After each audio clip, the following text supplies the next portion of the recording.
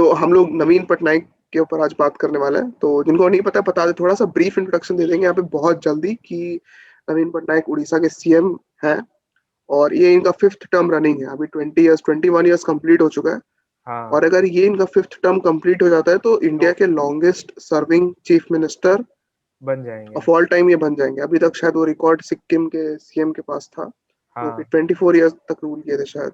हाँ, तो इतने साल तक कोई कैसे पॉलिटिक्स में सरवाइव कर सकता है? मतलब सरवाइव करना तो एक बात हो गया, बट पॉलिटिक्स में रह के उसको जीत के। और अभी भी मैं देखता हूँ क्लैरिटी कॉन्टेस्ट हो तो किसी भी पार्टी के पास, चाहे वो बीजेपी या कांग्रेस हो, उनके ऑपोजिट में कोई नहीं है उनको। लेकिन उड़िया भी नहीं आता ना शायद नहीं ठीक आता से। है, नहीं वो पहले तो तो नहीं आता था, अभी उड़िया अभी भी उनको थोड़ा बहुत। लाइक रिसेंटली ही वो थोड़ा ऐसे लाइक जोड़ मोड़ के ऐसे बोल देते हैं, तो बात राइट, खत्म एक दो करने के लिए सेंटेंस। बोल दिया। हाँ, हाँ, जो बहुत commonly use sentence, but conversation वो नहीं कर पाएंगे उड़िया नहीं में, कर ये बात पाएंगे, है। नहीं नहीं नहीं नहीं कर। उसके हाँ, बावजूद लेकिन भी ये कितना वही तो। बड़ा बात है, सोच। हाँ, वही कितना बड़ा तो बात है कि मेन तू बात है। सोच कि अगर ममता बनर्जी, तो इमेजिन कर ममता बनर्जी बिना बंगाली बोले बंगाल की चीफ मिनिस्टर बन गई, एकदम वैसा है। या नहीं, कोई महाराष्ट्र का चीफ मिनिस्टर जो जिसको बिना मराठी भी नहीं मराठी आता, बोले बन वो गया। महाराष्ट्र का।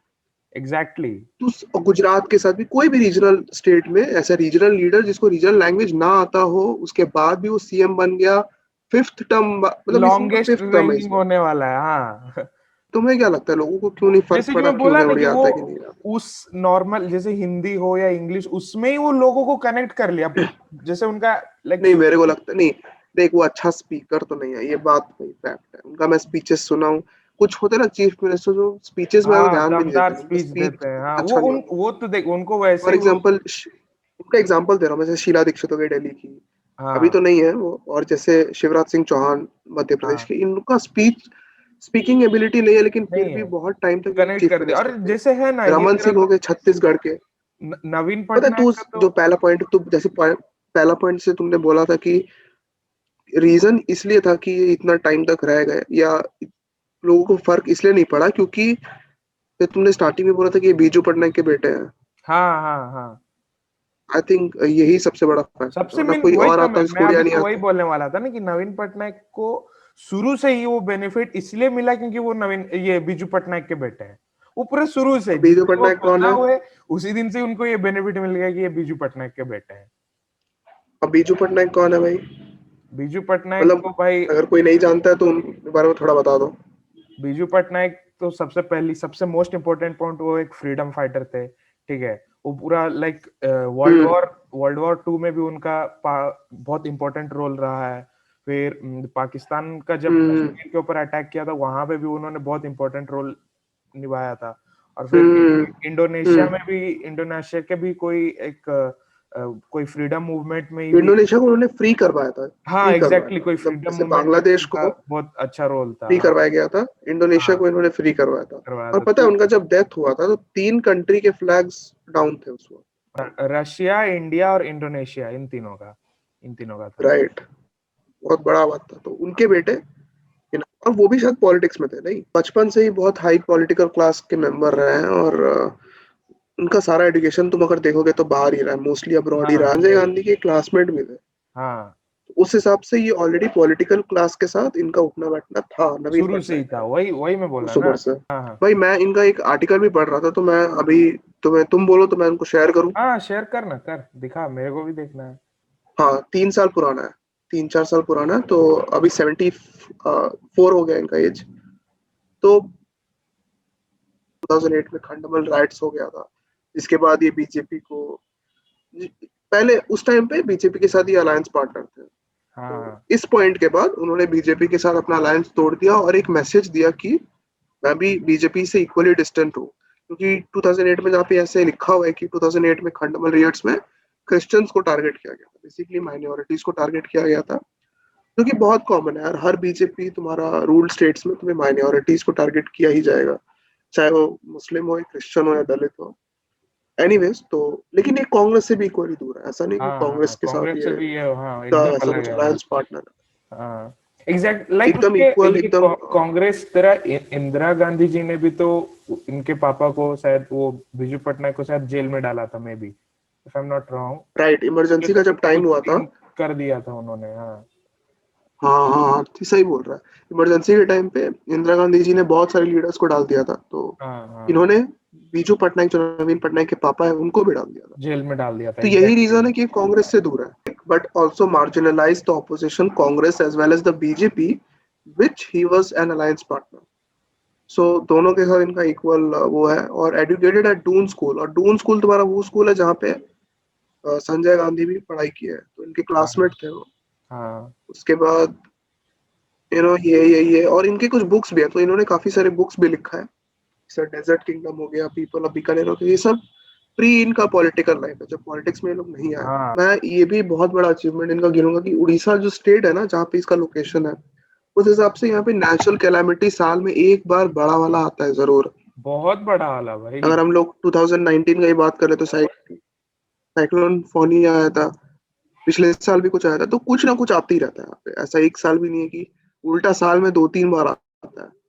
कोई बहुत बड़ा साइक्लोन हो गया, या ऐसा ही कुछ बहुत कॉमन है इधर। उसके बाद भी जो यहाँ का रिसोर्स मैनेजमेंट है, या वो इवैक्यूएशन प्रोसेस जिसको कहते हैं, क्राइसिस के टाइम पे क्राइसिस मैनेजमेंट, राइट, तो क्राइसिस मैनेजमेंट यहाँ का बहुत बढ़िया है। और एक आदत भी बढ़िया ना कि यहाँ पे जो कि इतना साल से आ रहा है, तो गवर्नमेंट भी अडेप्ट कर लेगी। मेरे को पता है कि क्राइसिस को कैसे मैनेज भाई करना है। वो लोग प्री रेडी रहते हैं इस चीज के लिए। उन लोगों को जैसे पता चला कि हाँ आने वाला है कुछ नेचुरल क्राइसिस, चलो भाई पूरा रेडी वेडी हो गया, अब तो पता है, उनका आदत हो गया है उसको कैसे हैंडल करना है, और सारा कुछ है।